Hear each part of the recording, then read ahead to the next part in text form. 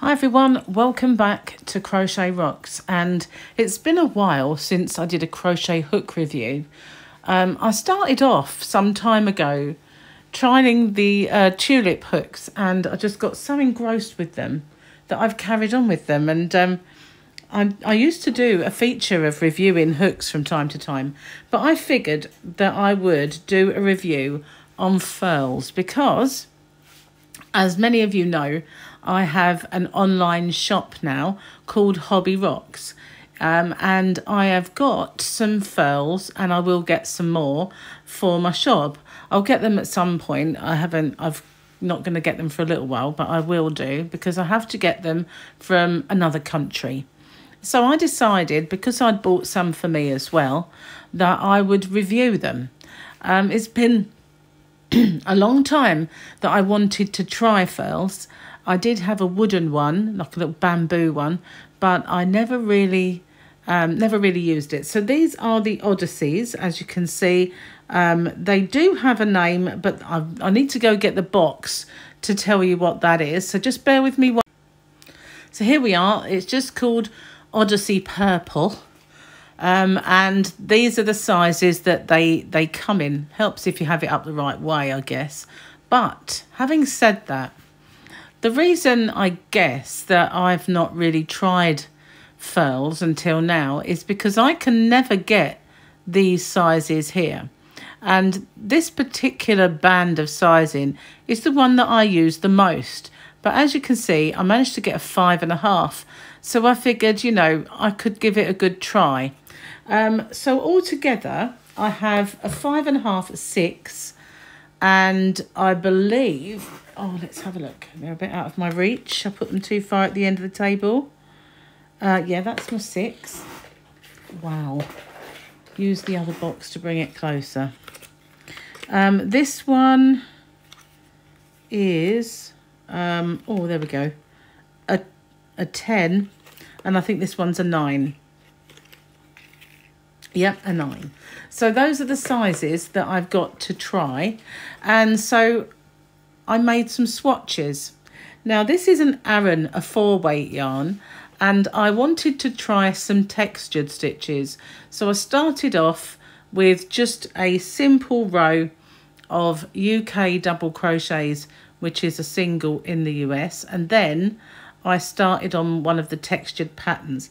Now one of these patterns that I'm going to show you is, I think it's called either a bean stitch or a grit stitch, I can't remember, and the other one is one that I kind of made up, and it's called the Rocky Road stitch.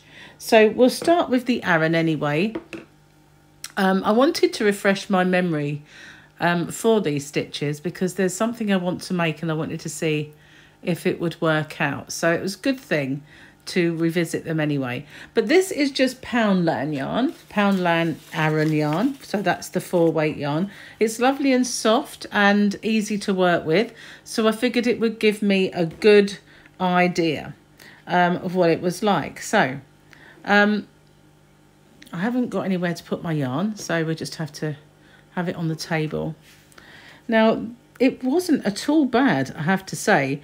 Now this stitch, as I said, I don't remember the name of it, but it's okay. What I do normally is I cinch my chain down when I'm doing either a half treble, half double, or a double crochet UK, single US. And that's what I'm doing in this first stitch. So I try and get that out of the way as much as possible.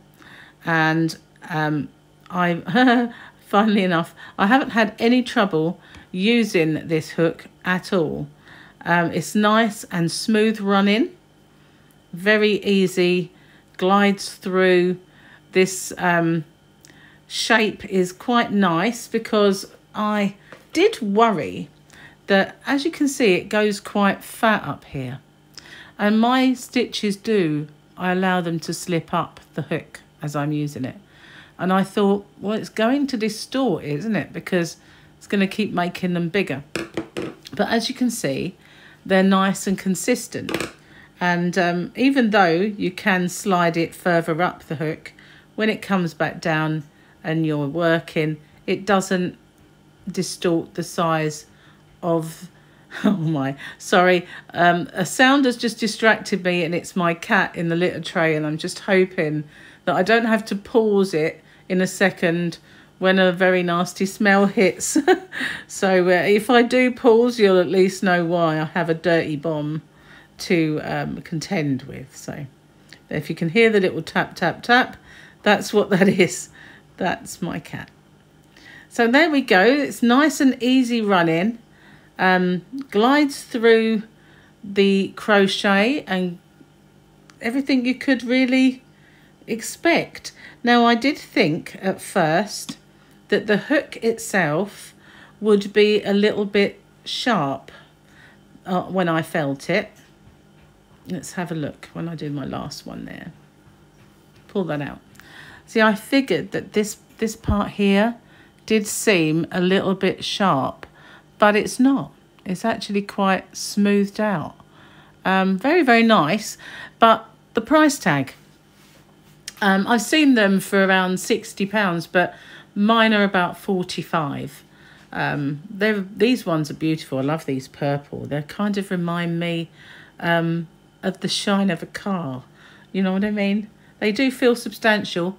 I also worried that I'd find this a bit too fat to hold. I haven't so far. Whether they'll be beneficial over time, that you know, they actually help with the ergonomic kind of aspect, only time would tell. Now this yarn is, where are we? A chunky. So this is a King Cole Big Value Chunky Ball.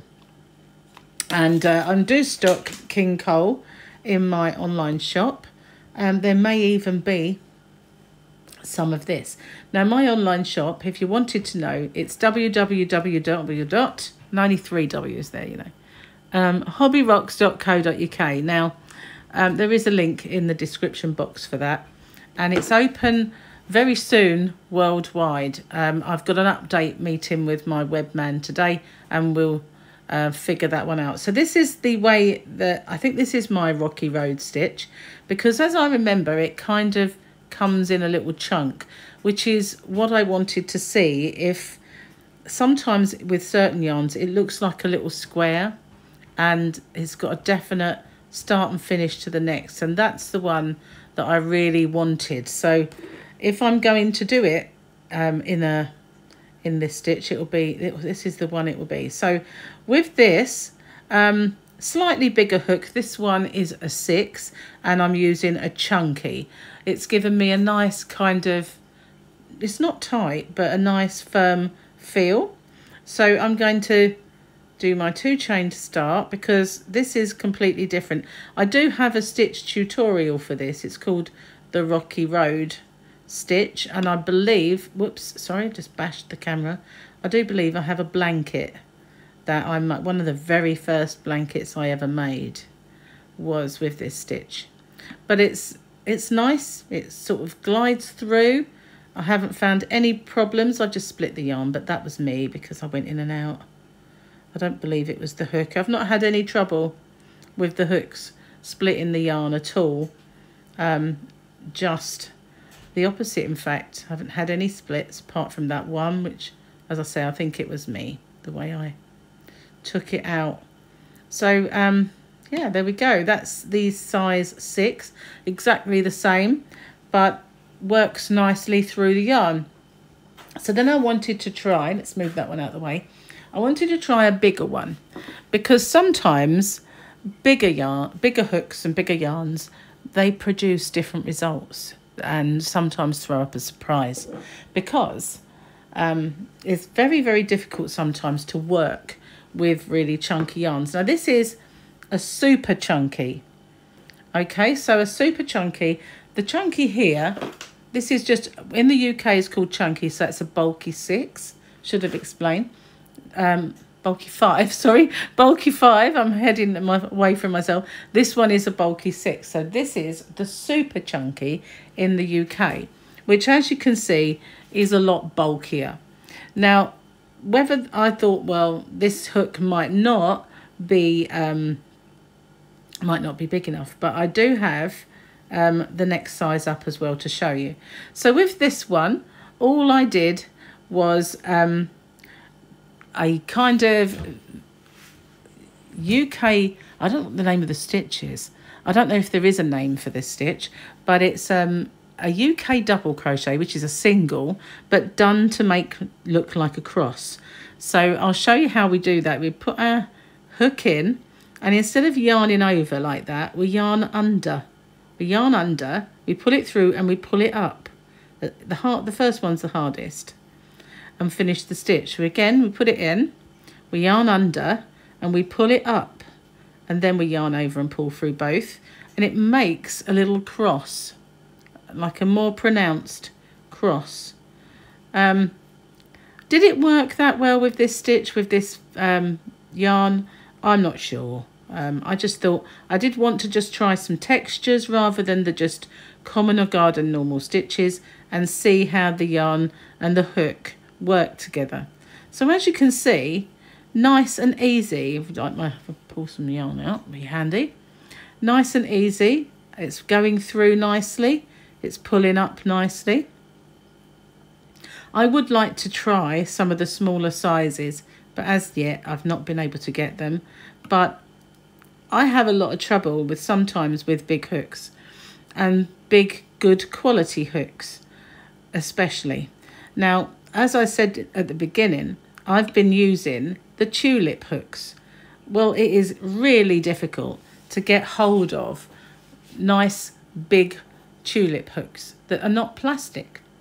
So if you wanted larger ranges and you wanted a really nice hook, then this is the way to go. Now, I've seen on the various people's kind of comments and reviews in the past that there's been catches along here. None. I haven't got any catches. It's all smooth. I don't know if they had fakes. I guess depends where you buy them as to whether you know that you have a fake or not. But these are beautiful and smooth, and they do look stunning. I've always admired them, the Odysseys, and never had one. So that's how it's working up with a bulky 6 or a super chunky in the UK, and this size 9. Okay, so lastly, we're trying the 10. Let's move my Allen out of the way. So we're trying this one, and now this is the size 10.